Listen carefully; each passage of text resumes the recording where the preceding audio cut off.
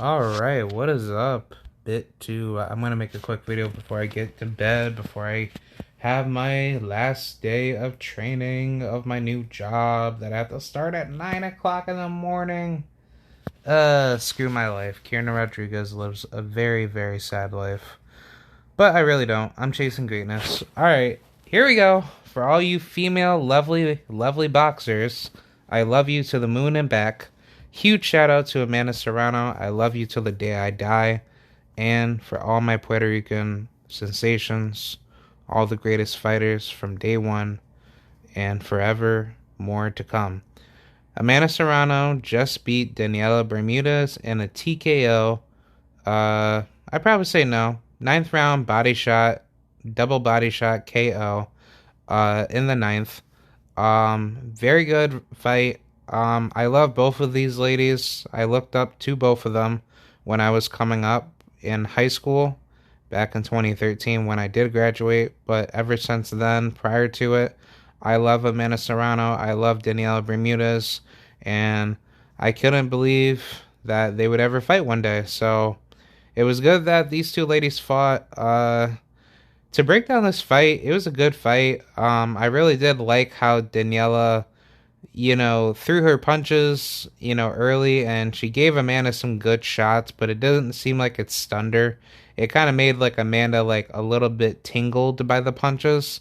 I'm not really trying to discredit Daniela's power, but when we really look at her fight, she's not really like the type of woman to actually pressure with knockout power. She's more of like a punches and bunches flurry type of fighter.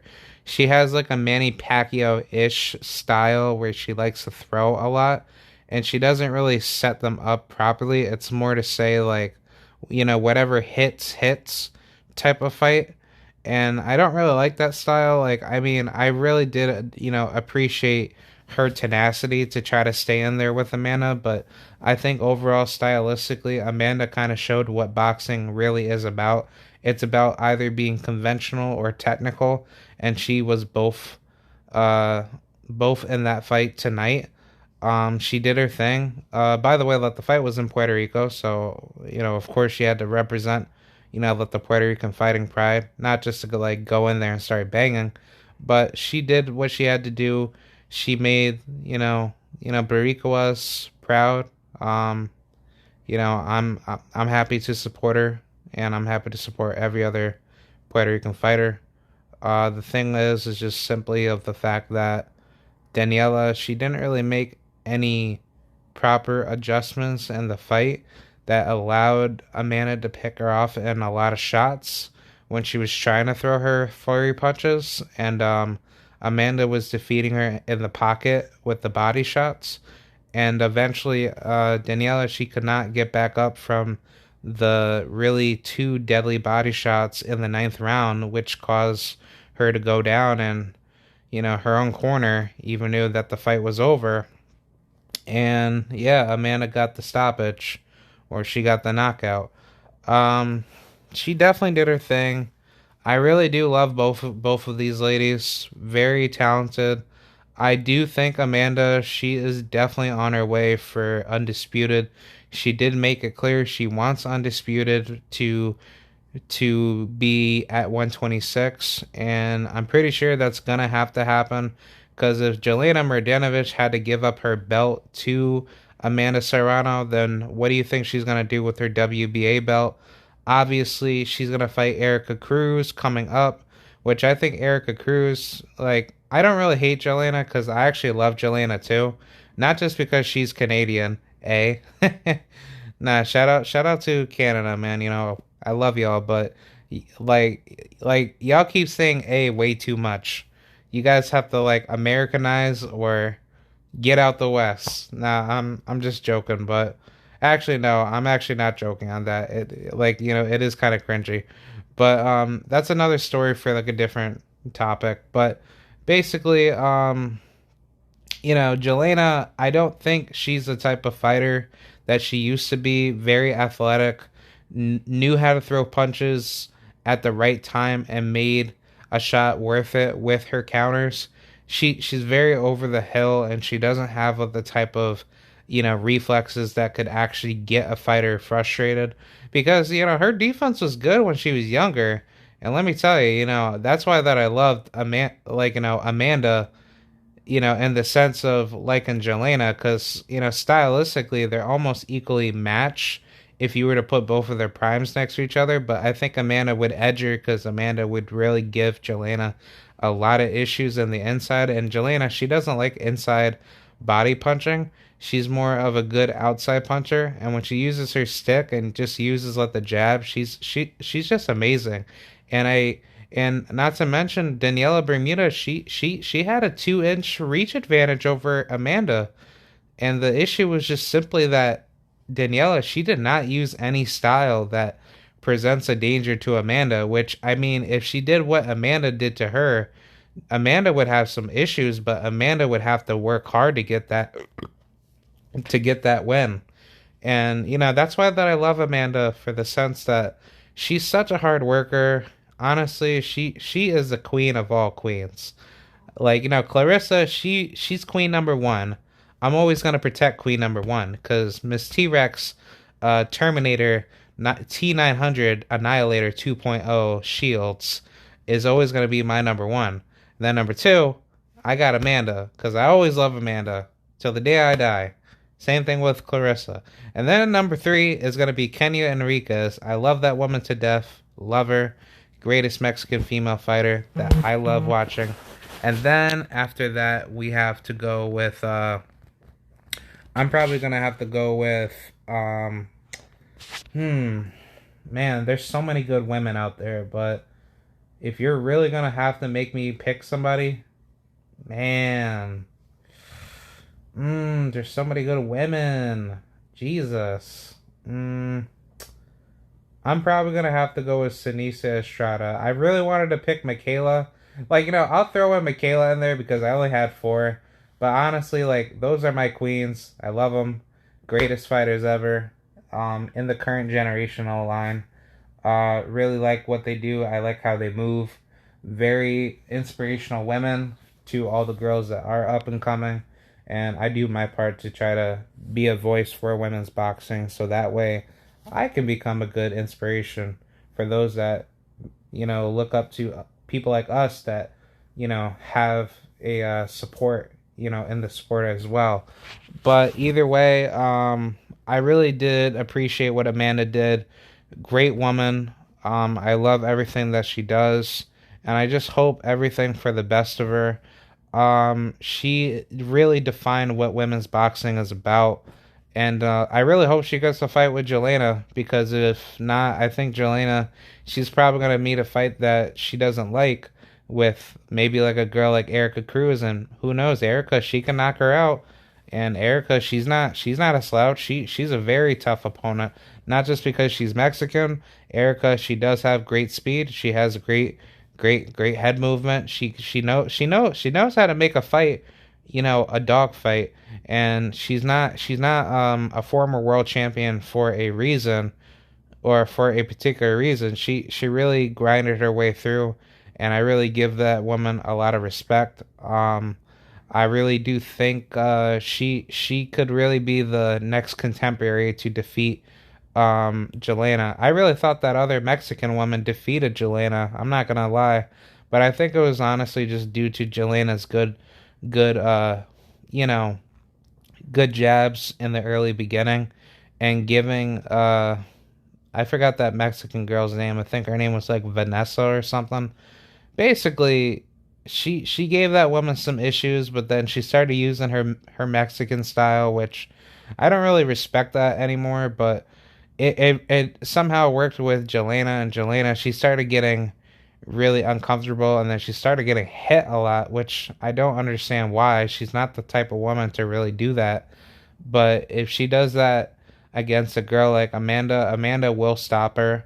And I think Amanda would like to stop her, and probably same thing with Erica, because they have something to prove. And Jelena, she has a lot to lose. So I think in the next coming future fights, we really have to just see what happens. I wouldn't mind seeing Amanda just take over the IBF with Sarah Matfoot, if that's the woman I'm thinking that has the IBF. But either way, just take that champion out, and then whatever comes with Jelena has no choice but to either give it up to her or just fight her, because Amanda, she just wants undisputed. But if Jelena's gonna keep making these excuses to not give you her belt, well, give you Amanda's new belt, or will be belt, then I'd say move up and wait, or maybe become Jelena's mandatory, and then she has no choice but to give it to you, so that way you could just become champion by being elevated. And for any of you that criticize Amanda for being elevated, you guys need to shut the hell up, man. This woman has worked so hard to work her way up to that level, and she didn't get anything for it. If anything, why didn't Jelena see now? Hold on, guys. For all you racist decafs that are probably gonna come up into my comment section to say, "Hey, Kiernan or K-Rod, you realize that Jelena, she didn't request of the WBC franchise championship. Why aren't you bitching about that? Blah blah blah." Well, let me ask you guys something. Where is this same energy for this WBC franchise bullshit? Did Jelena ever needed to go to a WBC franchise champion? Yeah, to a franchise belt? No. So she never did anything like that. She just basically gave up the belt. So it shows that this double standard by the WBC is only being done with the black fighters on the men's side, but whenever it's just a white female fighter, like basically, I'm just gonna call it what it is. It's a whitewash political race card. If it's a black fighter on the coincidental that faces any other fighter that doesn't want to fight him, they're gonna go straight to the WBC and get that franchise belt. And you could thank Canelo bitch Alvarez for that, because Canelo has now made it clear that the WBC French fries belt, aka the franchise championship, is only a witness protection belt for politicized fighters of white or probably Mexican descent, because that's really what the WBC is doing. They are only targeting people on the coincidental list, which would be black American fighters, to be avoided or to be prevented to fight fighters that are ducking them, aka white fighters or Mexican fighters. But I don't think it matters at this point. I think at the end of the day, this is like pure evil done by the WBC, and this needs to be taken out. Like, if this continues further in boxing, we're gonna probably see some massive rioting over this, because you're gonna start seeing a lot of corruption if this gets any worse.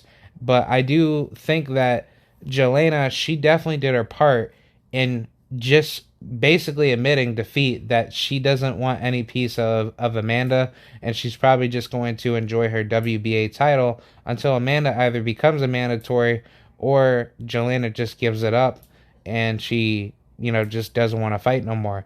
So I think that's Jelena's move of what she's trying to do. But for Amanda, she basically never got treated bad in the sense of what the WBC did with her. They basically said, "Hey, we're just going to elevate you to champion." And yet there's no outrage over that, right? But when Devin Haney gets elevated to champion, everyone says, "Oh no, he's the email champion. Oh, you're the email champion, Devin, because you didn't fight anybody to get that belt." But did Amanda have to fight anybody to get that belt? No. She was about to fight Jelena Mrdjanovic. That was supposed to be her title fight, her opponent for this fight. And yet the WBC did not tell Amanda, "Oh no, sorry Amanda, you can't get this belt." Why didn't the WBC make this belt vacant? If she wanted, if the WBC really wanted to play by that coin, they should have made the belt vacant as soon as Jelena gave up that belt. And where is that same energy for Jamal Charlo and Canelo Alvarez? If this belt was not earned the right way, why wasn't this belt held vacant? So that way, whoever fought each other for this belt could get the belt. And I could tell you why. The WBC is racist and they do not care about equal playing field. Equilibrium. That's basically what the WBC does not want to do. They just want to treat certain fighters of politicized, racial demographics a certain way compared to other fighters that are politically protected in the sport. And this shit needs to go. I'm sorry to use my French in this video, but I'm just keeping it real of how Amanda, she does not get any backlash for simply being elevated to a champion. But when it happens to fighters like Devin Haney or Jamal Charlo, or I probably say, I don't know, David Morrell, nobody doesn't say anything bad about David Morrell, right? He got elevated to WBA regular champion. Does anyone get mad at him for that? No. You want to know why? Because he earned the interim title, and then Ugas, he got elevated to the super champion, which is technically the real championship, which is absolutely BS. But then David Morrell got elevated to regular. So where the hell is this fucking double standard? Oh, I get it. It's because that the WBC is hella racist. They don't give two craps about who you are. They just care that they protect their fighters away from you. And I'm not saying that just to promote political divide, but let me just keep it real. If this was basketball, everybody would lose their effing minds. If the NBA were to politically protect certain teams to win against other teams and the other team is just destined to lose, that would be sports fraud on a massive legal binding level.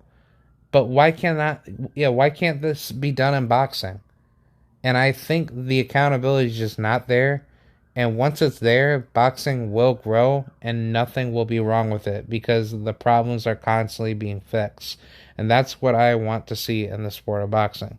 It's a damn good sport, but the damn industry sucks ass. Why do we have to keep up with this, guys? Every single year it does not make any sense. This needs to end, and people need to take control of their physical life. So that's really what I have to say. A huge shout out to Daniela. You are an awesome lady.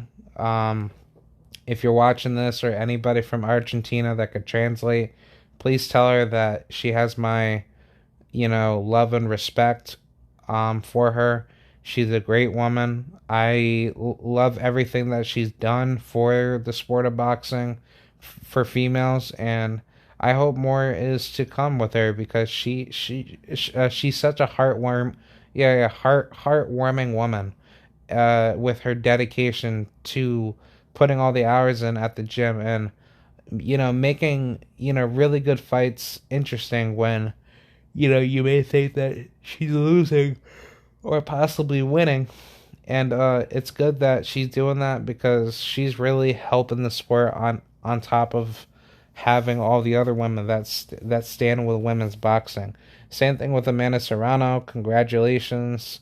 Everybody respects you, and I really hope Amanda really goes for that goal. If not, move up to 130 pounds and become undisputed there. I really like to see it at 126 verse. I think that's what she's going to do. And then I guess 135 or 130, take advantage of it. So, yeah, that's pretty much my video. Shout out to the lovely Barriqua Queen, Amanda Serrano. And shout out to Kana Local Sports. Shout out to everybody that is a huge ride and die fan of Queen Amanda Serrano. And thank you guys for watching. Thank you. Have a good night. Bye.